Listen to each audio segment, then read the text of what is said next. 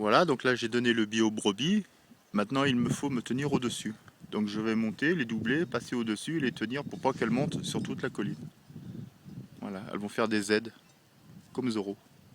Un coup à gauche, un coup à droite. Et quand elles auront mangé, elles redescendront. Voilà, donc je me tiens au-dessus du troupeau. Elles mangent. La route est en bas. Un vent, une pluie, le parapluie. On voit le manche du parapluie. Voilà, ça souffle. Donc, gros anorak. Et là, on va les empêcher de monter, un coup à droite, un coup à gauche, parce qu'on voit que là-bas, ça commence déjà à attaquer à monter. Ils ne savent pas pourquoi, mais elles ont pas monté. Allez!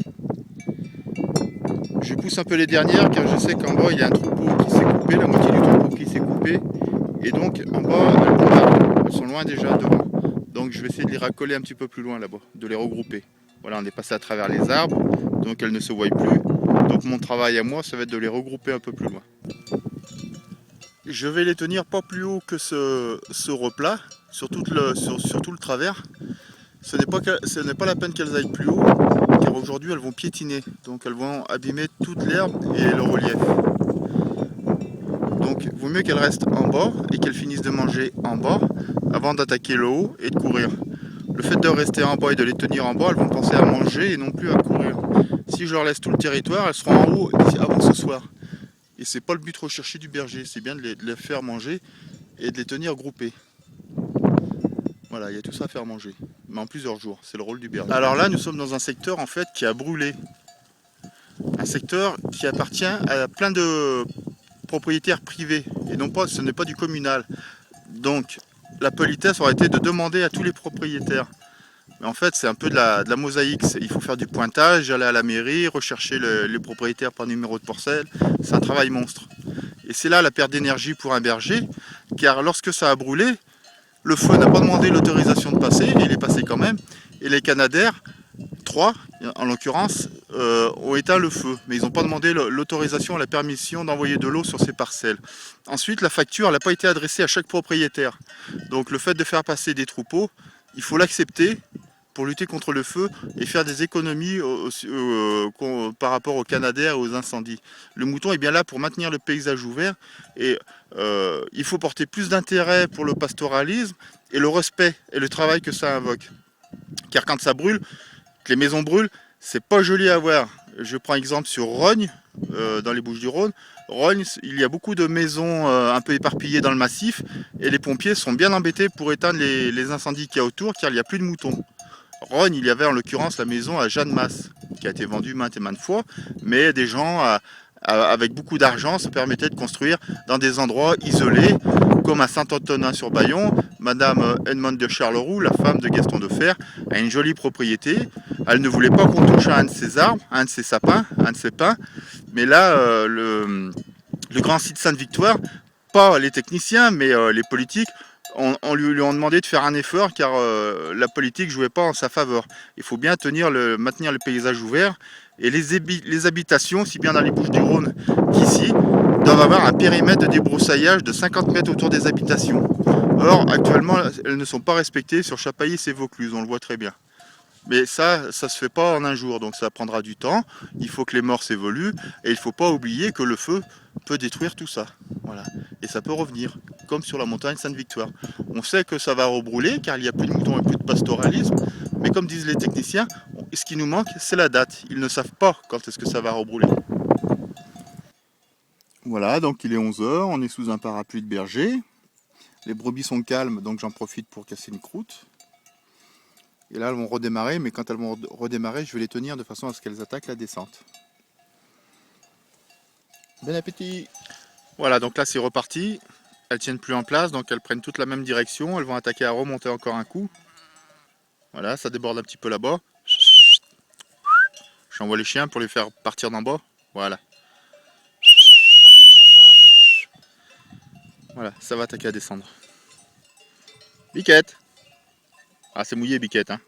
Non, non, tu viens pas m'embêter avec mon casse-croûte. Tu viens pas m'embêter avec mon casse-croûte. Biquette! Tu vois. Voilà, et elles aussi, on va les faire descendre. Donc là, nous attaquons la redescente. Le parc est en face, là-bas, juste au-dessus de la route. Donc il est vrai qu'avoir un parapluie sur des territoires comme ceci n'est pas évident parce qu'en fait on se prend la pluie de travers et ça nous enlève le parapluie. Et encore là on est à découvert, mais dans les bois le parapluie sert strictement à rien. L'imperméable ou le ciré non plus, parce que ce sont des poches plastiques en fait, et vous transpirez, on chauffe dedans et on transpire. Donc on est autant mouillé de l'intérieur que de l'extérieur. Donc il faut des vêtements qui respirent pour garder sur des terrains comme ici. C'est très physique car on n'arrête pas de faire des allers et retours de loin en travers. Voilà, donc elles attaquent la descente. Tranquillement en mangeant. Ne pas bousculer le troupeau avec les chiens derrière et pas se mettre devant et les appeler pour les faire descendre avec les chiens derrière, car là les pierres roulent, donc les brebis elles ont tendance à se prendre des cailloux sur celles qui se trouvent en bas. Donc c'est un territoire très dangereux à cause des cailloux. En dessous on a vu les patous qui courent après les voitures.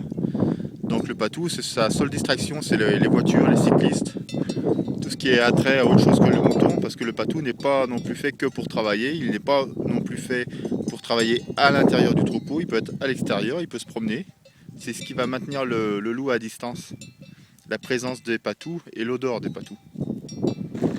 Donc la petite vidéo brève, parce que je suis sous mon parapluie. Donc là je pousse les brebis, je force les brebis à descendre.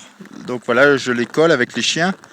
Pancho est là-bas, Orion il est à ma droite pour faire avancer celles qui ne veulent pas redescendre derrière. Voilà. Mais il faut y aller mollo parce que là on est dans une gorge et à tout moment les cailloux peuvent rouler. Donc on sifflote, on les fait avancer tranquillement. Voilà. Mais là elles emboîtent bien le pas, elles vont en direction du parc. Elles ont assez mangé pour aujourd'hui. Donc avec un temps comme celui-là, on ne regarde pas sa montre. On regarde le ventre des brebis, savoir si elles ont bien mangé. Là elles ont toute la tête en l'air. Donc la journée est finie, peu importe l'heure qu'il est. C'est fini pour aujourd'hui. C'était une belle journée, elles ont bien mangé. Et un beau territoire. Demain, elle doit faire meilleur. Quoique la pluie était un joli temps, la pluie, on en avait besoin. Voilà, bonne journée. Retrouvez-nous sur 1000moutons.com. Donc là, on a passé le mauvais passage, la barre rocheuse. Donc là, je suis un peu obligé de les pousser avec le chien. Stop, stop, stop. Parce que là, elles ont mangé. Et en fait, elles se plantent, elles se tankent, comme on dit. Donc il faut les bouger un petit peu avec le chien. Mais il faut y aller quand même mello, hein. C'est comme dans un jeu de quilles, ça. Et, le but, c'est le bien-être de l'animal. Donc il ne faut pas trop non plus les bousculer. Elles ont bien mangé, il faut en prendre soin. Mais là, il faut les décoller, là. Il ne faut pas qu'elles restent là. Voilà, ça glisse, terrain glissant. Voilà. Mais là, elles vont arriver, là. Elles vont arriver en bas. Dès que les premières attaquent la route, après les autres elles suivent.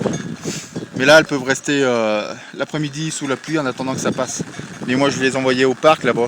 Il y a des pins. Donc maintenant qu'elles ont mangé, elles vont se mettre sous les pins là-bas. Elles rentrent au parc comme des grandes là. Elles ont mangé. Donc je répète bien, lorsque les brebis se bloquent ou elles se tankent, ne pas travailler au chien. Ça va faire que de la casse, ça fera pas du bon boulot. Donc il faut prendre son mal en patience, pas paniquer et attendre leur bonne volonté. Hein. Toujours en harmonie avec les animaux.